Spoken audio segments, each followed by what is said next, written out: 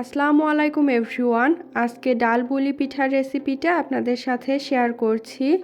Frozen করার পদ্ধতি সহ আজকে ময়দা দিয়ে ডাল পুলি পিঠাটা আপনাদেরকে তৈরি করে দেখাবো খুবই সহজে। তাহলে সম্পূর্ণ ভিডিওটি দেখে নেওয়া যাক। ডাল পুলি পিঠা তৈরি করার জন্য প্রথমেই ডালের পুর তৈরি করে নিব। যার জন্য চুলার জালটা মিডিয়াম আঁচে রেখে চুলায় একটা সসপ্যানের মধ্যে পরিমাণ মতো তেল গরম করে তেলের মধ্যে দিয়ে দিলাম পেঁয়াজ কুচি আর রসুন কুচি। এবার পেঁয়াজ আর রসুনটাকে হালকা একটু ভেজে নিব। তারপর এর মধ্যে দিয়ে দিব 4-5টার মতো কাঁচামরিচ কুচি আর একটা তেজপাতা। কাঁচামরিচ আর তেজপাতাটাকেও পেঁয়াজের সাথে নেড়ে মিশিয়ে নিলাম। এখন এর মধ্যে আধা কাপ দিয়ে দিব মসুরের ডাল। ডালটাকে পানি দিয়ে ভালোভাবে ধুয়ে ডালের মধ্যে পানিটা ঝরিয়ে ডালটা দিয়ে দিতে হবে। এক্সট্রা করে ডালটা আমি ভিজিয়ে রাখিনি। তারপর এর মধ্যে স্বাদ অনুযায়ী লবণ দিয়ে নেড়ে চেড়ে আমি ডালটাকে 3 থেকে 4 মিনিট সময় নিয়ে ভেজে নিচ্ছি। তারপর এর মধ্যে পানি দিয়ে দিব। প্রথমেই 1 কাপের কিছুটা কম পানি দিয়ে দিলাম। পানিটা দিয়ে নেড়ে চেড়ে মিশিয়ে ঢাকনা দিয়ে ঢেকে চুলার জালটা একদম লো আঁচে রেখে আমি জাল করব যতক্ষণ না পর্যন্ত ডালের মধ্যে পানিটা সম্পূর্ণ শুকিয়ে যায়। তারপর ঢাকনাটা উঠিয়ে এর মধ্যে ধনিয়া পাতা কুচি আর সামান্য একটু হলুদের গুঁড়া দিয়ে দিলাম। আর সেই সাথে আরও আধা কাপ পরিমাণ পানি দিতে হবে। আমি যেই পরিমাণ পানি দিয়েছি সেই পরিমাণ পানিতে ডালটা পুরোপুরি সিদ্ধ হবে না, তাই এইভাবে ডালের মধ্যে মাঝের পর্যায়ে সামান্য একটু পানি দিলে ডালটা পুরোপুরি সিদ্ধ হয়ে যাবে। এই যে দেখুন, ঢাকনা দিয়ে ঢেকে রেখে দিয়েছিলাম চুলার জালটা লো আঁচে রেখে পানিটা সম্পূর্ণ শুকিয়ে গেছে। তারপর চুলার জালটা মিডিয়াম আঁচে রেখে ডালটা একদম ঝরঝরে হওয়া পর্যন্ত আমি আরও কিছুক্ষণ নেড়ে চেড়ে জাল করে নিচ্ছি। ডাল পুলি তৈরি করার জন্য আমি ডালের এই পুরটাকে হালকা একটু ঝরঝরে করে তৈরি করব। এখন আমি এর মধ্যে যে তেজপাতা দিয়েছিলাম সেই তেজপাতাটাকে উঠিয়ে নিলাম। এখন ডালের এই পুরটাকে আমি একটা বাটিতে উঠিয়ে ঠান্ডা করে নিব। ততক্ষণে আমি ময়দার একটা ডো তৈরি করে নিচ্ছি। যার জন্য একটা বাটির মধ্যে আমি নিয়ে নিলাম 2 কাপ পরিমাণ ময়দা, সেই সাথে দিয়ে দিলাম স্বাদ অনুযায়ী লবণ। এখন সব কিছু একসাথে নেড়েচেড়ে মিশিয়ে নিব। ডাল পুলি তৈরি করার জন্য ডালের পুরের অনুপাত বুঝে সেই অনুযায়ী ময়দার ডোটা তৈরি করতে হবে। ডালের পুরের পরিমাণটা যদি কম হয় সেক্ষেত্রে ময়দার পরিমাণটা কমিয়ে নিতে হবে, আর যদি ডালের পুরের পরিমাণটা বেশি হয় সেক্ষেত্রে ময়দার পরিমাণটা বাড়িয়ে নিতে হবে। এখন হালকা গরম পানি দিয়ে আমি ময়দার ডোটা তৈরি করে নিব। ময়দার ডোটা তৈরি করতে এখানে 1 কাপের মতো পানি লাগতে পারে। অল্প অল্প করে পানি দিলে পানির পরিমাণটা বুঝতে সুবিধা হবে। প্রায় 5 থেকে 7 মিনিট আমি ময়দার ডোটাকে মথে নিয়েছি। এখন আমি একটা ঢাকনা দিয়ে ঢেকে রেস্টে রাখবো 15 মিনিট। 15 মিনিট পর আমি ঢাকনাটা উঠিয়ে নিলাম। আর একবার এই ময়দার ডোটাকে আমি মথে নিব।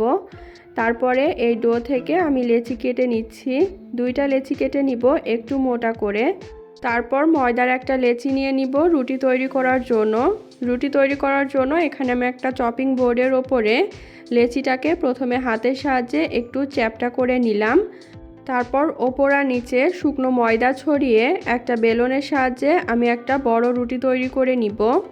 রুটিটা তৈরি করার সময় যদি মনে হয় লেগে যাচ্ছে সেক্ষেত্রে রুটির ওপরে এবং নিচে শুকনো ময়দা ছড়িয়ে নিতে হবে, এতে রুটিটা বেলতে সুবিধা হবে। এই যে একটা বড় সাইজের রুটি তৈরি করে নিলাম। এবার আমি স্টিলের একটা গ্লাস নিয়ে নিব। প্রথমেই গ্লাসের মুখে একটু শুকনো ময়দা লাগিয়ে নিব। তারপরে রুটির ওপরে গ্লাসটা রেখে ছোট ছোট করে কেটে নিচ্ছি। এখানে আমি গ্লাসের সাহায্যে রুটিটাকে ছোট করে কেটে নিয়েছি। আপনারা চাইলে কুকি কাটার অথবা বাটির মুখ দিয়েও এই রুটিটাকে ছোট করে কেটে নিতে পারবেন। এখন একটা ছোট রুটি নিয়ে নিলাম একটা প্লেটের ওপরে। তারপরে রুটির ওপরে আমি দিয়ে দিব তৈরি করে নেওয়া ডালের পুর। এখন পুরটাকে আমি চারপাশ থেকে একটু মাঝখানের দিকে উঠিয়ে দিচ্ছি। তারপর রুটির চারিদিকে আমি একটু পানির হাত দিয়ে নিলাম, এতে এর ওপরে যে এক্সট্রা রুটিটা দিব সেটা সহজেই লেগে যায়। এখন ওপর দিয়ে আর একটা রুটি দিয়ে দিলাম। প্রথমে রুটির চারিপাশটাকে হাতের সাহায্যে সিল করে নিতে হবে যাতে পুরটা বাইরে বের হয়ে না আসে। এই যে আমি এখন একটা সহজ ডিজাইন তৈরি করে নিচ্ছি। আপনাদের একটু দেখে বুঝে নিতে হবে যে আমি ডিজাইনটা কিভাবে তৈরি করছি। আপনাদের পছন্দ মতো যে কোনো ধরনের ডিজাইন করেই এই ডালপুলি পিঠাটা তৈরি করে নিতে পারবেন। এই যে খুবই সহজেই একটা ডিজাইন করে পিঠা তৈরি করা হয়ে গেল। এইভাবে আমি বাকি পিঠাগুলোও তৈরি করে নিব। আর পিঠাগুলো ফ্রোজেন করতে চাইলে একটা প্লেটের ওপরে অথবা চপিং বোর্ডের ওপরে পিঠাগুলো একটার গায়ে আর একটা না লাগিয়ে ডিপ ফ্রিজে রেখে দিতে হবে 3 থেকে 4 ঘন্টা। তারপর ডিপ ফ্রিজ থেকে বের করতে হবে, ততক্ষণে পিঠাগুলো পুরোপুরি সেট হয়ে যাবে। ডিপ ফ্রিজ থেকে বের করার পরে পিঠাগুলো প্লেট থেকে বা চপিং বোর্ড থেকে উঠিয়ে যে কোনো এয়ারটাইট বক্স বা জিপলক ব্যাগে ভরে রেখে দিতে পারেন। আর এইভাবে পিঠাগুলো অনেক করে তৈরি করে যে কোনো এয়ারটাইট বক্সে রেখে দিলে 1 মাসের বেশি সময় ডিপ ফ্রিজে ভালো থাকে। আর ডিপ ফ্রিজ থেকে পিঠাগুলো বের করে গরম তেলে ভেজে নিলেই পিঠাগুলো খাওয়ার জন্য একদম পুরোপুরি তৈরি হয়ে যায়। এখন কিছু ডালপুলি পিঠা আপনাদেরকে ভেজে দেখিয়ে দিচ্ছি। পিঠাগুলো ভাজার জন্য প্রথমেই চুলার জালটা মিডিয়াম আঁচে রেখে একটা কড়াইয়ে পর্যাপ্ত পরিমাণ তেল দিয়ে তেলটা যখন হালকা গরম হয়ে যাবে তখন তেলের মধ্যে পিঠাগুলো দিয়ে দিতে হবে। তারপর উল্টে পাল্টে পিঠাগুলো ভেজে নিব। আর পিঠাগুলো ভাজার সময় চুলার জালটা কমিয়ে যদি একটু সময় নিয়ে পিঠাগুলো ভাজা হয় সেক্ষেত্রে পিঠার ওপরের কালারটা যেমন সুন্দর আসে তেমনি পিঠাটা অনেক বেশি মুচমুচে হয়। এই যে ডালপুলি পিঠাগুলো আমার ভেজে নেওয়া হয়ে গেছে। এখন তেলটা ঝরিয়ে ডালপুলি পিঠাগুলোকে আমি উঠিয়ে নিব। তারপর ডালপুলি পিঠাগুলো আমি পরিবেশন করে নিচ্ছি তেঁতুলের সসের সাথে। যে কোনো ধরনের সসের সাথেই এই ডালপুলি পিঠাগুলো পরিবেশন করলে খেতে অনেক বেশি ভালো লাগে। বিকালের নাস্তা, বাচ্চাদের টিফিন অথবা অতিথি আপ্যায়নে এইভাবে ডালপুলি পিঠা অনেক করে তৈরি করে ডিপ ফ্রিজে সংরক্ষণ করে রেখে দিতে পারবেন। আজ এ পর্যন্তই। ভিডিওটি ভালো লাগলে অবশ্যই চ্যানেলটাকে সাবস্ক্রাইব এবং পেজটাকে ফলো করে দিবেন আর ভিডিওতে একটা লাইক দিয়ে দিবেন। আল্লাহ হাফেজ।